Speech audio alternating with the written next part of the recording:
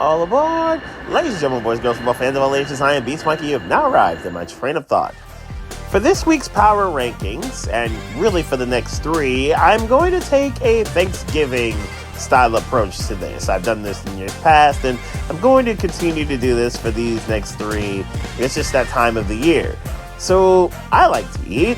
You like to eat. A lot of people like Thanksgiving Day style foods, and we all have different things that we'd love to fill our stomachs with on Turkey Day, on Black Friday, on Small Business Saturday, or Cyber Monday, and another football Sunday. However it is, wherever it is, we want to eat food. So this week I'm going to focus on the meats. I'm going to focus on the meats that I would like to have for Thanksgiving, some I wouldn't like to have for Thanksgiving as much, so on and so forth. Let's get to business. First, the white meat turkey zombie tier. I'm not a fan of turkey per se. Dark meat turkey I think is far better than white meat. You'll see that in a little bit. Let's get to the zombie tier. Jacksonville might get worse. And that's surprising considering how bad Mac Jones was, again, because he's not very good, in last Sunday's game with the Vikings. The 3 turnovers, and he had opportunities to win the games, and they did not win. And now Trevor Lawrence has pretty much been ruled out for this game with Detroit.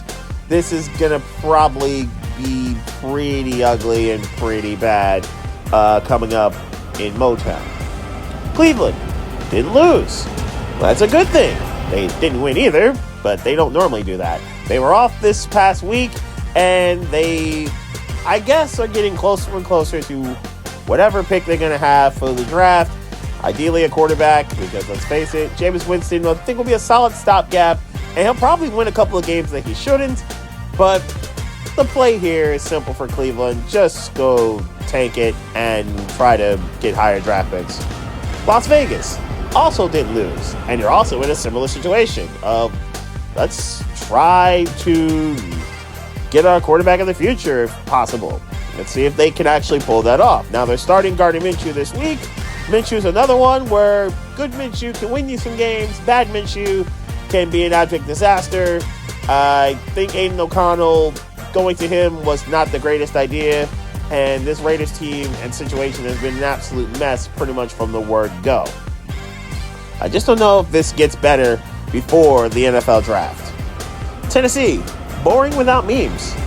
Yeah, there's no sizzle here without Will Levis doing something really dumb. It's just a naturally boring bad team. And we saw this on Sunday. They didn't do anything hilariously dumb. They were just not good. And the Chargers badly outclassed them. And their pass rush got home constantly and caused a whole lot of trouble for Levis. And then their offense, not named Calvin Ridley, and a couple of touchdowns for him, didn't do much. Their defense couldn't stop J.K. Dobbins and company. It was just an overall normally bad game by a normally bad team. Just minus the memes.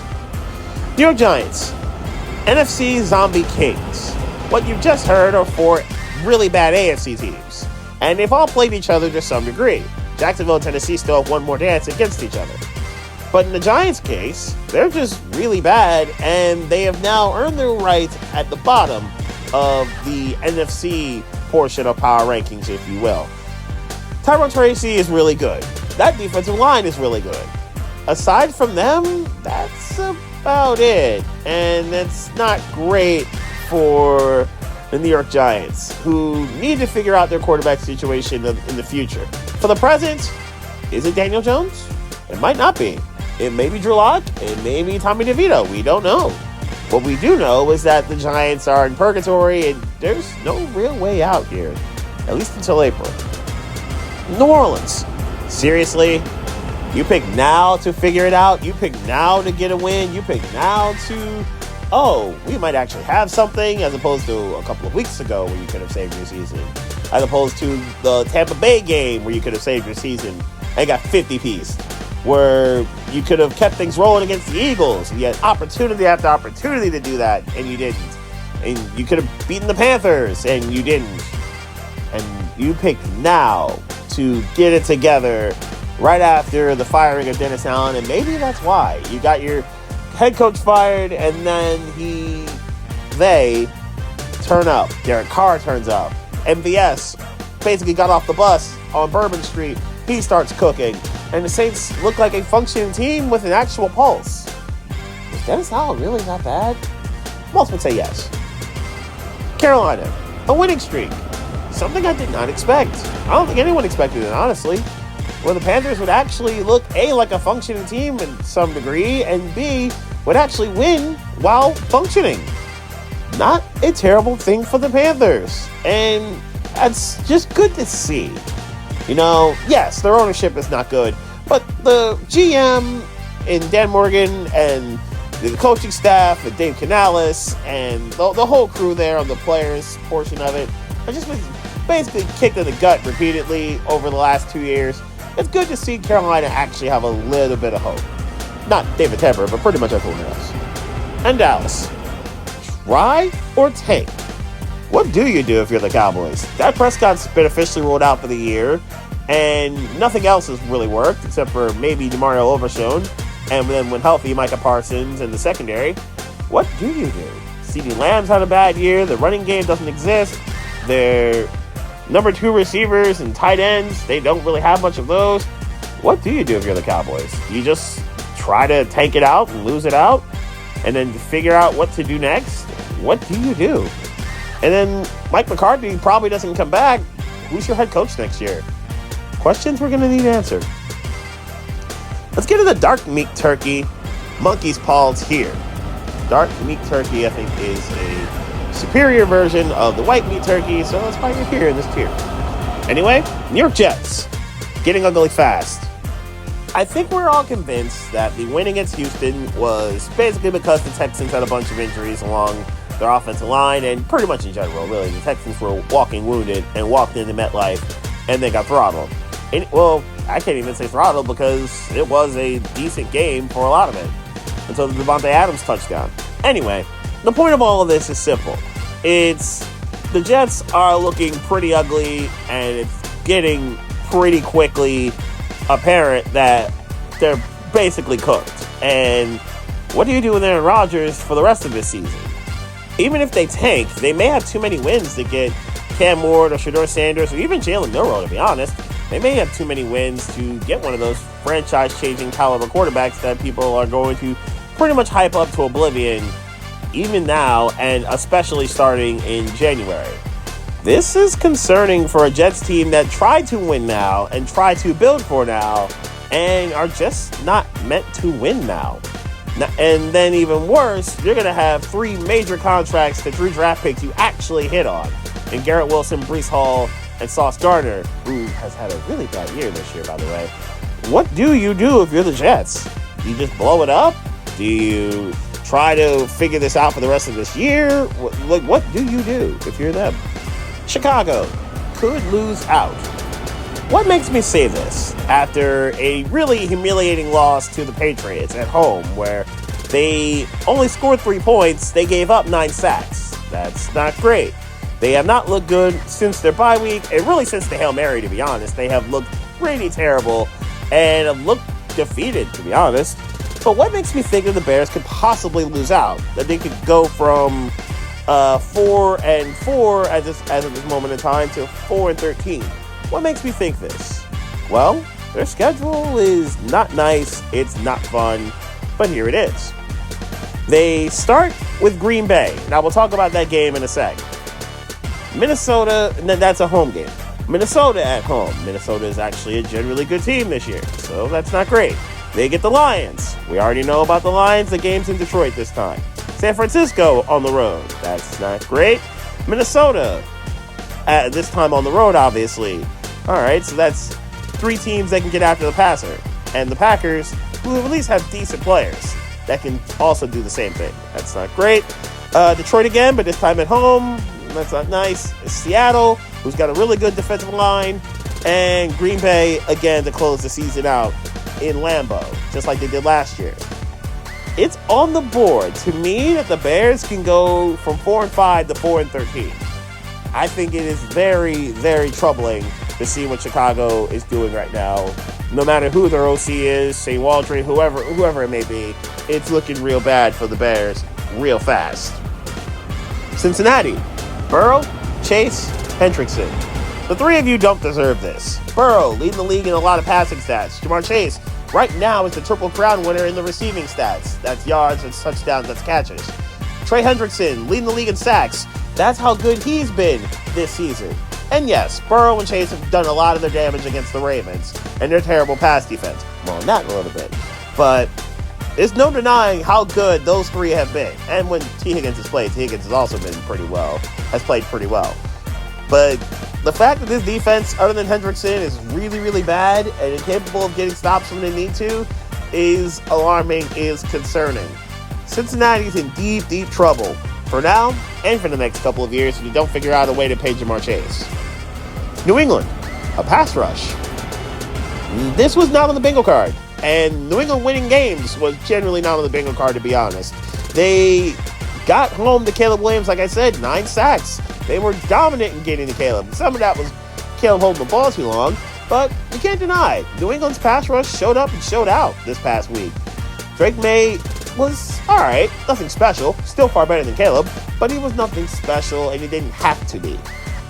And New England didn't make mistakes. That's the other part about this. They aren't making too many mistakes. Meg did throw it in out, but aside from that, it wasn't really all that bad. And that's okay. I think it's just a sign of a team that's starting to really get some things going. They're going to have to rebuild the entire skill situation around May, but New England is moving in the right direction, way faster than I think a lot of people consider. Miami, actual hope. That was a really uplifting win for the Dolphins on Monday night, and it could really change some things if they get this right. The Dolphins' schedule is the weakest in the league in terms of winning percentage going forward. Yes, they do have Green Bay still there, they still have the Niners on the schedule, and Houston, though Houston is faltering. They have an opportunity, honestly, to steal a playoff spot if they can get it together and take care of the business that they are expected to, and then win a game that they're not expected to, like Monday. Monday was a game that a lot of people would have considered, okay, this would be surprising if the Dolphins won. And Miami dominated pretty much from the word go. Part of this, maybe because of what I said last week. How shorthanded they were on defense. They weren't. They got healthy guys back. They got Sealer back, and he was amazing from the rip. Joining Calais Campbell. He got Javon Holland back in the secondary. Kenneco's been okay, but it's just another body. Miami's lack of bodies cost them in games. They had some bodies, and they really did well against a very good Rams offense. Good job. Indianapolis. Uncertain future. So they're actually going back to Anthony Richardson. And, okay, fine, that's okay.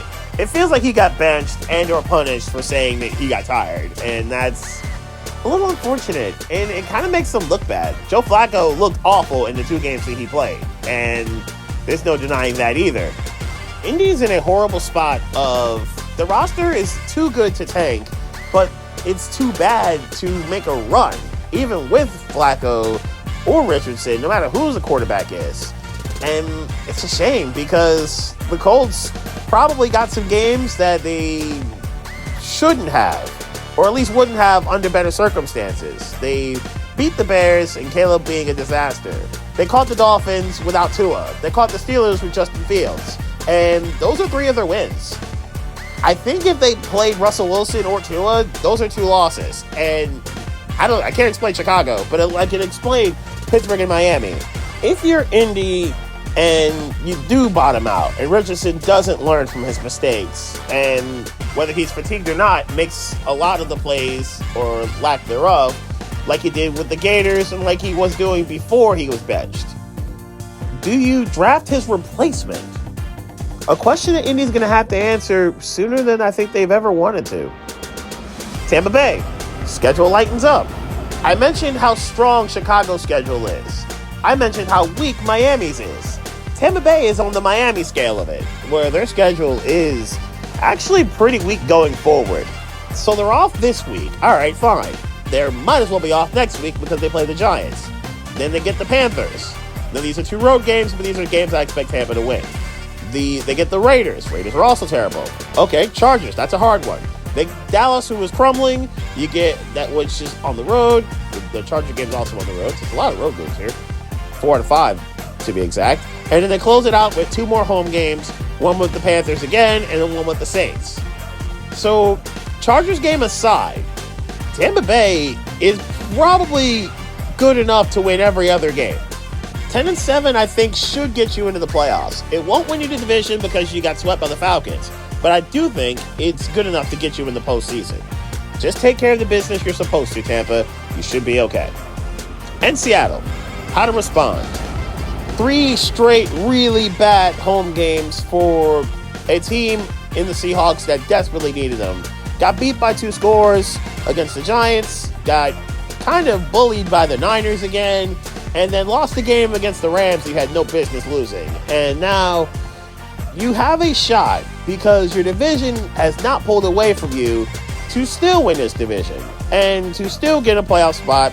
It would be the 4 seed, but it'd be far better progress than what you were expected to get. And for Seattle, that's okay. You're 4-5, but nobody else got away from you. Unfortunately, your next game is against the Niners, who have owned you over the last few years. Yeah, that's not great. And your schedule is kind of sort of on the Bears scale in terms of difficulty. One of those games is the Bears. I don't love this for Seattle. It's been a good run. Now to the ham playoff tier. Denver, pain. If Denver doesn't recover from what just happened to them this past Sunday in Kansas City with the block kick, I understand. To do everything basically right and to have victory stripped away from you that way against your arch rival, that is brutal to take. That is brutal to deal with. That is pain, the likes of which that you would probably wish on your arch rival ops, but not many other teams. That's ugly. And I think Denver will find a way to get things back under control because I think they're pretty well coached. But this could go south very quickly if they lose their next game. Houston, ugly 10 days. I could argue that this has been an ugly month for the Texans. They have not looked good in the last few games. Okay, there's a Colts win in there, but since the Patriots blowout win, where everyone could see that coming, they have looked ugly against the Jets. They played a good game against the Packers, but lost it. And then they had no business losing to the Lions, and yet found a way to lose to Detroit. Sure, these are one-score games. The Jet game really wasn't, but these are one-score games for the most part. And now they're in a situation where they're 2 games up on the Colts, but at least they swept them. Which leads to where I think there's a positive sign here. They're in the right division to be really bad, where they're going to end up probably as the 4 seed and get their home playoff game on Saturday afternoon at 4 o'clock, and they're going to have to like it, I guess, because they're not better than the other 3 teams as of this moment that are ahead of them in the AFC. Yes, they beat the Bills, but if they ran it back right now, I don't think anybody would pick Houston to beat Buffalo. San Francisco escaped. That's kind of what happened here. Despite really bad special teams, and this is not just Jake Moody, they also fumbled a punt too. The Niners special teams have been bad for a lot of this season. And the Niners found a way to escape, which, okay, if you want to say good teams find a way to win games, that's fair. I'll buy that. But this was not a great win. This was just a win you somehow got. And maybe part of that's because Tampa Bay gave them the ball back with too much time. Maybe part of it's because Deebo Samuel's motivational tactics, we'll say, got things back under control for Jake Moody, or at least got Moody's confidence back, however you want to call it. The point is, this just didn't look all that great of a game for the Niners, but they got it. And that's the most important part. Can they survive in the NFC West? That is very daunting at this moment in time. Beating Seattle would help. At least beating them again would help, I should say. LA Rams should be okay.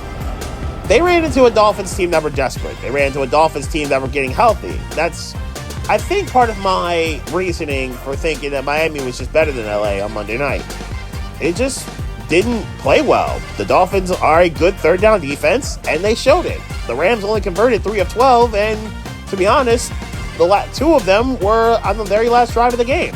They were opportunistic in getting home, and they only did it with rushing 4, which is really amazing and really alarming for LA to allow a Dolphins pass rush that hasn't been great all year to get home as proficiently as they did and shut down Kyren Williams as proficiently as they did.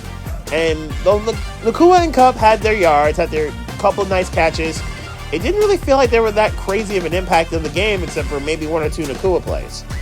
This is a rough loss for the Rams to take in that sense, but I think the Rams are going to be okay as long as they learn from this.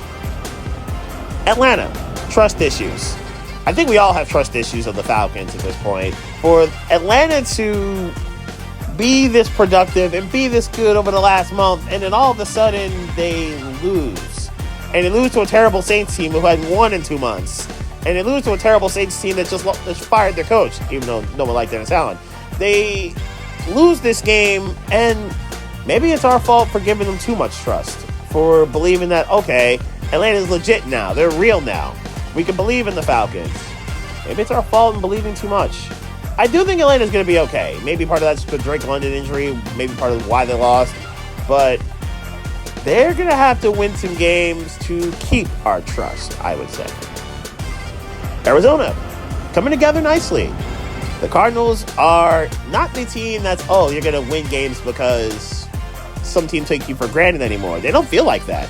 They just feel like a good team. They are pretty solidly coached. Their offense is incredibly dynamic. They have 4 guys who carry the water there. And to be honest, they all play well, all of them. Kyler's handling business, and Marvin Harrison Jr. is handling business, and Trey McBride is breaking out, and James Conner's playing really well. Like, they're just like a really well-oiled machine on offense. Can the Cardinals keep it together? That's going to be the question we have going forward. And can the defense improve against decent offenses? That's something else that's going to have to be done. I think they beat Miami because they got the ball last. And I think they're going to have to get into a couple shootouts going forward in order to make the playoffs and or even win the NFC West. Green Bay, preventing mistakes. That's going to be the thing I need to see from the Packers going forward. Can Jordan Love stop turning over the ball? That's going to be the major question here. If he does, Green Bay's in real good shape. That's a good young roster. They know what they're doing. They got playoff experience. They got big game experience. I just need to see Jordan Love not become Brett Favre in the negative sense. And with the defense, Xavier McKinney's been great. Can other partners in crime for the Packers defense step their games up and help their own cause? If so, I think Green Bay's in real good shape. Maybe not to win the NFC North, but the 5 seeds in play. And Washington, losing with expectations. Now everyone sees you coming. Pretty much the Hail Mary ethic put everybody on notice, saying, okay, Washington might be like that. And now you've got a couple losses, one to Baltimore where they were game, and one to the Steelers where they were very game. They just didn't make the plays at the very end to win the Steeler game, and were outplayed by the Ravens in a lot of it, but just ran out of time, it seems, to try to tie the game. For Washington, I think it's pretty simple. Can their defense step up a little bit further? Their offense is pretty efficient. Brian Robinson or not, Austin Eckler stepped in and had 2 tugs. Can their defense step up when needed? Because they're going to have to get the ball with Jayden Daniels for him to handle business and get the ball back. That's going to be necessary. I think Washington's in good shape, but they absolutely will be tested once again this week. And now let's get to the fried chicken title tier. Let's face it, fried chicken's the best meat to have on Thanksgiving. Let it be known. Minnesota. Won't mention again. What I mean by this is simple. It's the game against the Jaguars. It was ugly, it was miserable, and then they actually started playing on the field. It was not a good game. Nothing about it was good, and except for maybe the defenses and the celebration with Jackson DeVille. That was fun. Other than that, I will not speak of the Vikings-Jaguars game ever again. Starting now. LA Chargers. Harbaugh is cooking.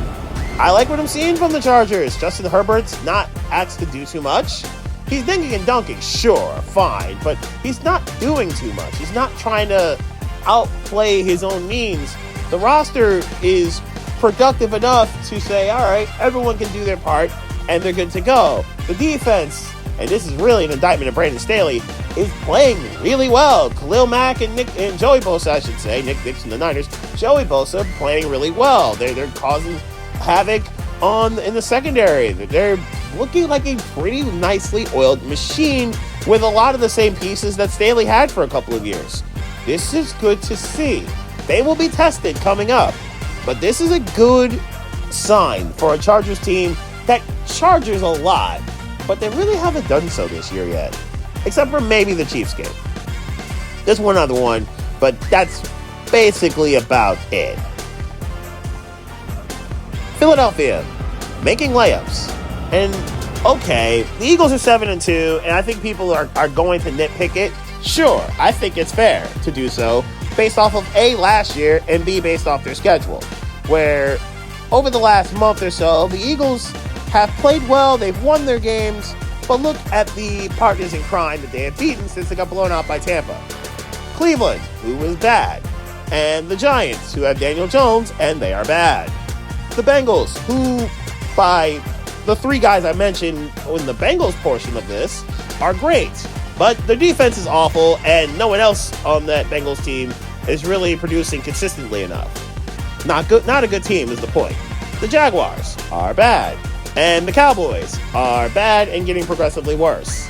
The Eagles are going to have some tests coming up in these next 3 weeks, and for that matter, 4 out of 5, 5 out of 6, that will make me think, okay, get 3 of the 5, and I think we can really put those questions to bed. They're going to have to get 3 out of 5, I think, for a lot of people to not look skeptically at the Eagles. We're going to go across the Commonwealth of Pennsylvania and head to Pittsburgh. Division wars begin, and they are wars because, let's face it, that is the AFC North. It's always been this. Yes, teams are terrible in this division. We're looking at the state of Ohio for that. But the division plays no games against each other while they're playing games. They are very serious. And Pittsburgh has not had a division game yet and have gotten out to 7-2. We talked about the Steelers gauntlet. I think all of us have. And now it's begun with a really good win against the Commanders.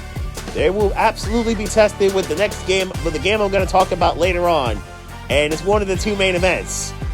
After that, they've got the Ohio teams. They even have the Eagles in there. And then they got Kansas City in there. So basically, the Steelers' schedule to end the season are their division games. They have the Eagles in Philly. And then they have Kansas City at home in Week 17. This is not a nice schedule, even with 2 Browns games thrown into it. The Bengals always have some problems for them and always want the smoke with Pittsburgh. Buffalo, an enemy awaits. The other main event that I'm going to talk about when I get to the title tier games of interest is obviously Buffalo, Kansas City. And Buffalo has looked okay. Josh Allen is starting to turn over the ball a little bit. He obviously couldn't keep up this pace. There was no way he was going to keep up a full year without turnovers. But he is starting to turn over a little bit, and the Bills are dealing with the injuries to Keon Coleman and Amari Cooper. It's starting to get a little hectic there. Matt Milano may or may not be back soon enough. We'll see. That's a vital piece to get back in this Bills defense. But can Buffalo hold up? Can they hold up? Not really for the division. That's kind of a done deal. Can they hold up in the conference? They're going to have to, at minimum, keep pace with the Ravens to get the 2 seed. Otherwise, they're the 3, and they're going back to Baltimore for the divisional round, presumably. Which may not be good because we saw what happened when they played earlier this year. Speaking of the Ravens, Baltimore, terrible pass defense. And that's really the one fly in the ointment here. And this is with a healthy Kyle Hamilton. He was not there for the second half of this game with the Bengals, and it showed. Jamar Chase went completely ham, no pun intended, in the second half of this game and shredded the rest of that defense. I like Marlon Humphrey. He's the only other guy I really trust in said pass defense in Baltimore. The fact that they really didn't get too much other than Trey White, and they're going to need Trey White back ASAP, I think, to really make it hot somewhat. A healthy Trey White and Marlon Humphrey, I would have a little bit more confidence in. I just need to see a healthy Trey White because we haven't seen it in the last 3 years. For the Ravens offense, do what you do. Keep doing what you're doing. I just don't love this pass defense. Detroit, Motor City Manifestation. That's kind of what happened with Dan Campbell, and I thought it was awesome. The fact that Dan Campbell effectively manifested a turnover on live TV, and then seconds later it happens, is just amazing. And it's a sign that pretty much everything seems to work when it comes to the Detroit Lions at this moment in time, at least over the last few years. The stars are aligning for this Detroit team. Is it the year they finally go to places that they've never been? They're going to have to not have Jared Goff have 5 NOs in games for this to happen, though. That can't happen again. There's no way Detroit's going to win a game where they have 5 turnovers of any kind and still win, right? And then there's Kansas City. Rich kid wins. Because that's somehow how it always seems to work, right? The rich kid gets richer. He finds a way. I don't know. Maybe he complains with daddy. He or she complains with daddy's money. So it's always a dude. He or she complains about like not having A, B, or C. And then it's A multiplied by 10 or something is what happens when mommy or daddy gets them the gift they want. I don't know what to call it. I don't know how to describe it at this point. It's just the Chiefs keep finding incredibly wild and insane and stupid ways to win games. Blocking a 35-yard kick at the horn against a Broncos team that outplayed them is absolutely crazy. And yet, it's the Chiefs, so it's kind of a fait accompli that we just expect the Chiefs to win, and we're absolutely stunned when they don't at this point. That's got to be demoralizing for 31 other fan bases. And now to the games of interest. First, the zombie tier games. And it's Browns and Saints. Ooh. Yeah, I'm sorry for those who have to watch this.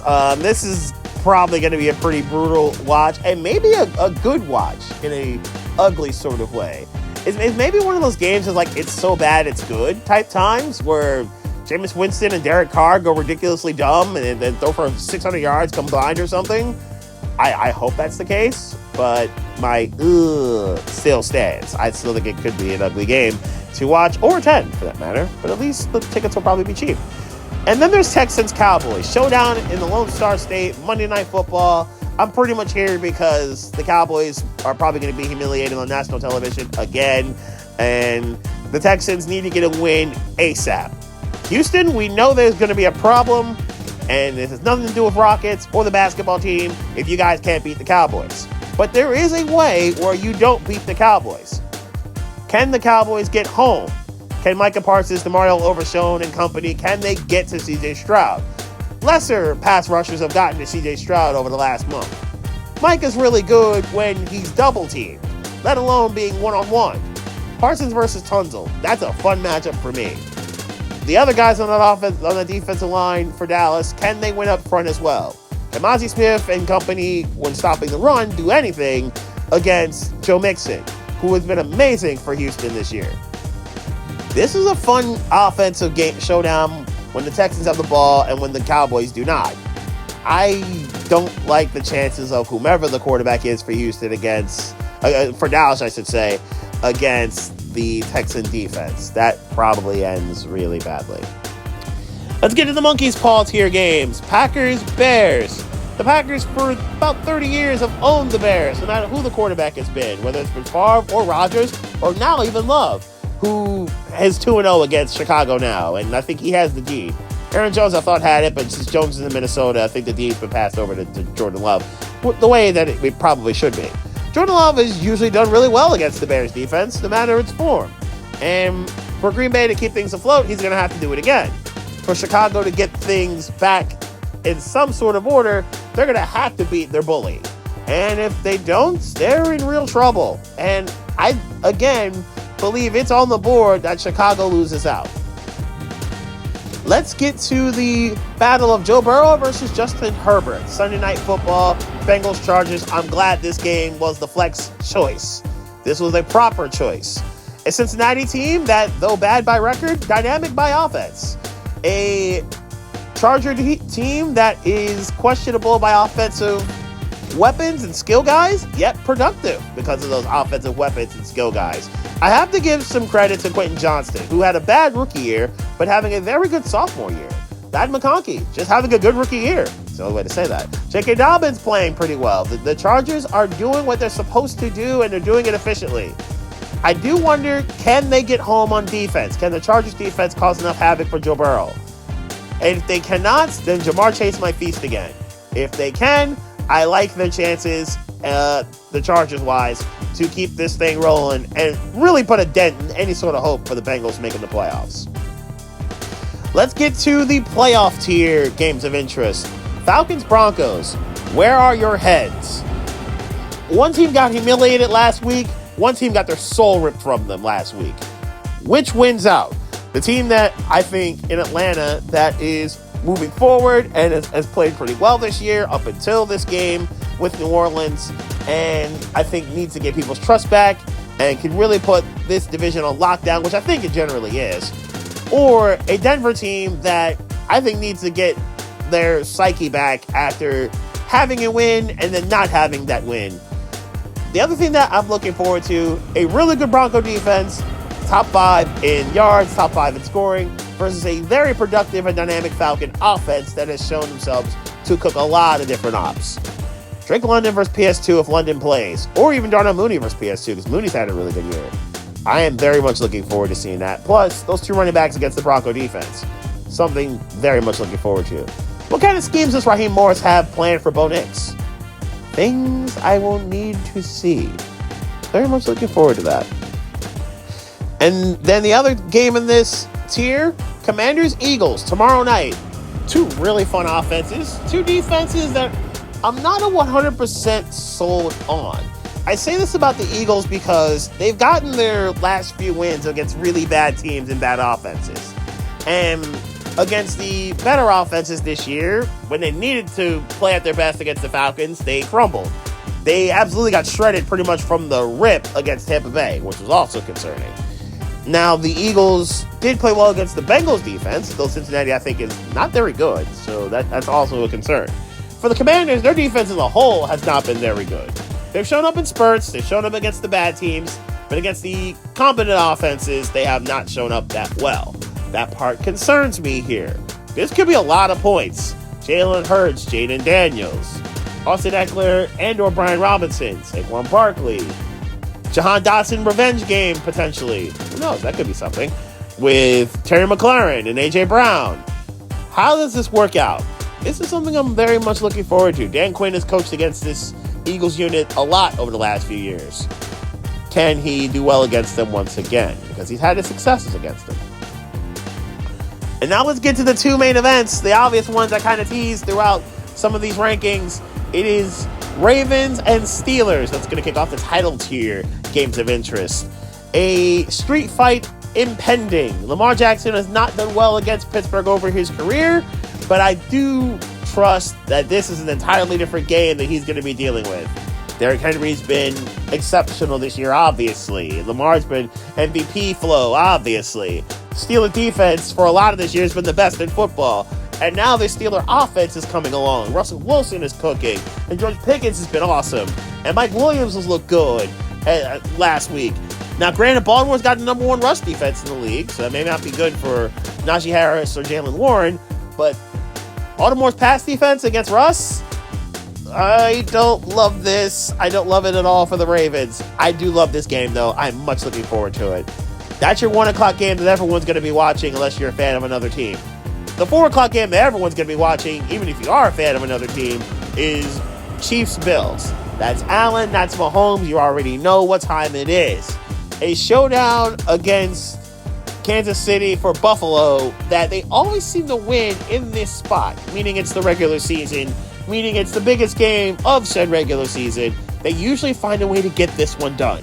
They find a way to win it close, and it's kind of a play or two that determines it. But most of those games are usually in Kansas City. They're usually not in Buffalo. This one, however, is. Buffalo obviously still has the image of Tyler Bass missing that 44-yard kick wide to the right earlier this calendar year in their heads, implanted, emboldened in their domes. The first step to, I would say, removing that image from their head, removing that image from their eyes, is probably beating Kansas City on Sunday in Buffalo. You already know Romo and Nance and Tracy Wolfson are going to be there. You already know that that's going to go down on Sunday afternoon. And we're all here for it. We're all ready for it. And with that, we have reached the final stop of this train of thought. Waiting for me at the station, we've got both teams that played in Germany. That's the Giants and the Panthers. We've got the Bucks and the Cardinals, who are also waiting for me at the station. These 4 teams are off. This is a really good week of games in the NFL. this week, and I'm going to pick all of them. You can find them on the Sports Lounge page as always, and I'm going to start with the Eagles and the Commanders, and obviously next Wednesday, that will be the first stop of my next train of thought.